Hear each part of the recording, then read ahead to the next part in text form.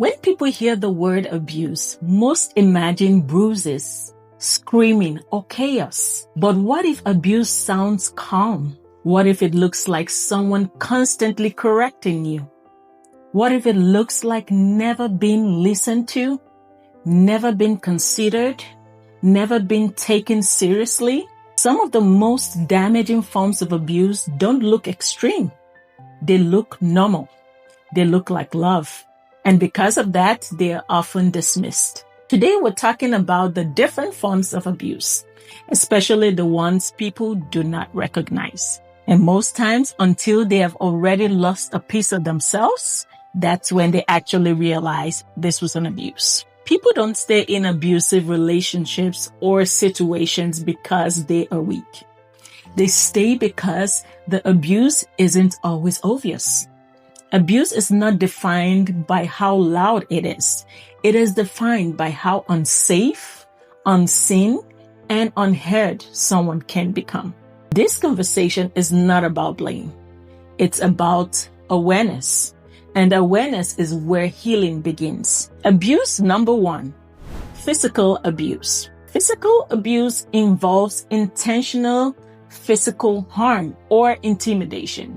Hitting, slapping, punching, pushing, or restraining are all forms of abuse. Also, blocking an exit during an argument, throwing objects, even if the object doesn't hit the person, choking, grabbing, withholding medical care. These are all physical abuse. Someone once told me they didn't hit me, but they stood in front of the door when I couldn't leave.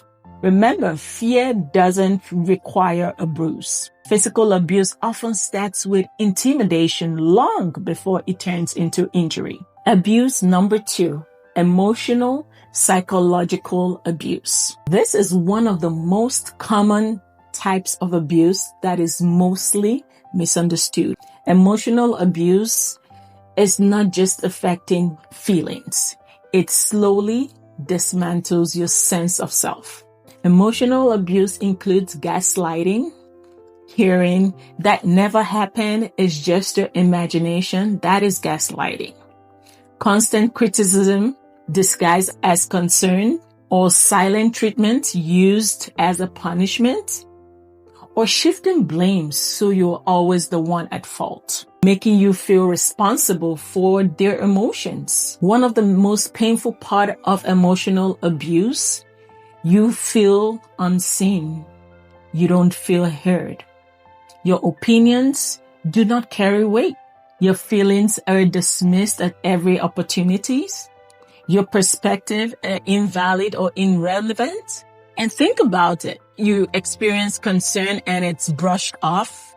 You share how much something has hurt you and you're told you're just overreacting.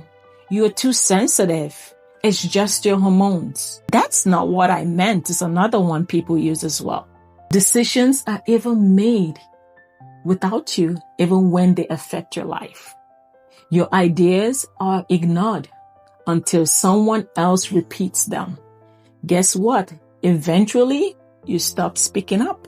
A woman once told me, I felt like I just existed, but my voice didn't.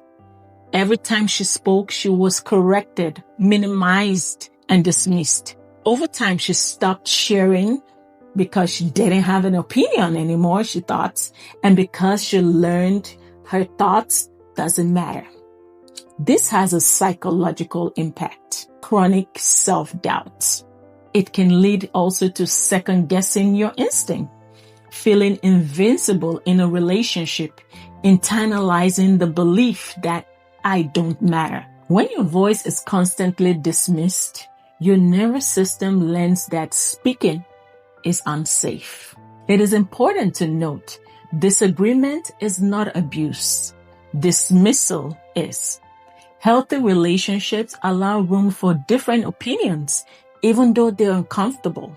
Abuse number 3, verbal abuse. Verbal abuse is a pattern of demeaning, intimidation, or using degrading language, such as name-calling, yelling to dominate or communicate, mocking someone's intelligence or appearance or beliefs, using sarcasm to humiliate a person.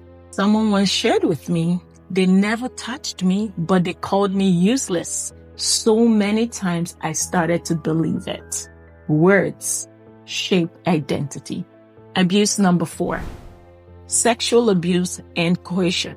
Any sexual activities without freely giving enthusiastic consent is called sexual abuse. For example, pressure after you've been told no, or guilt-based compliance. If you loved me, you would do this. Sexual act when you are asleep or intoxicated is also an abuse. Assuming consent in marriage. Marriage is a covenant of love, not contract of access.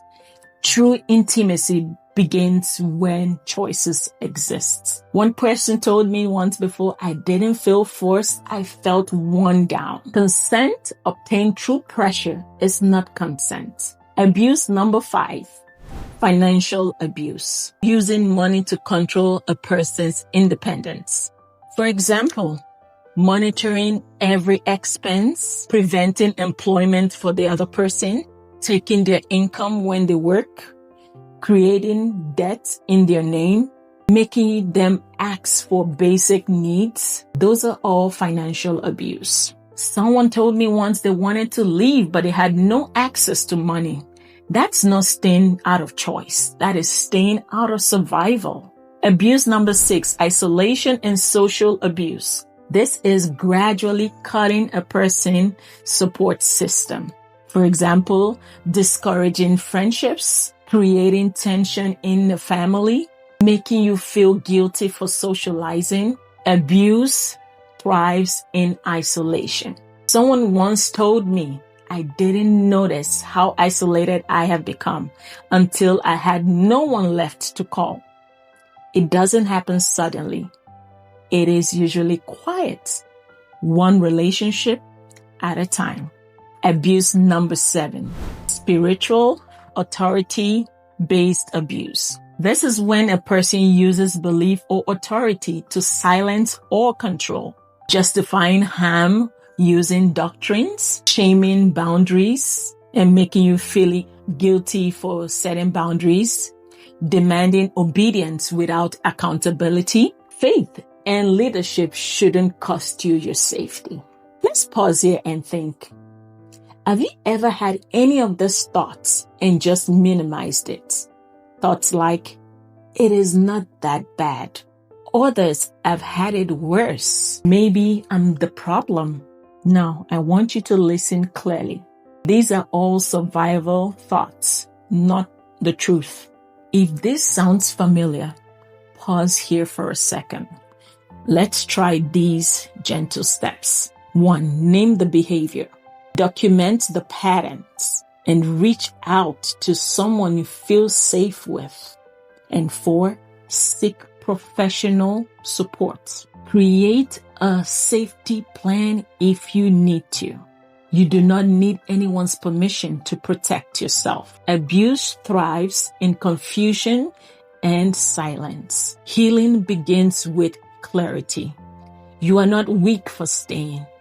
You are not dramatic for noticing. You are not broken for needing help. Now, I know this is a lot. If you have to watch this video again, by all means do so. But if this video helped you find the language you're looking for, share, save. You deserve to be heard. Now, thank you for watching, and I'll see you in my next video.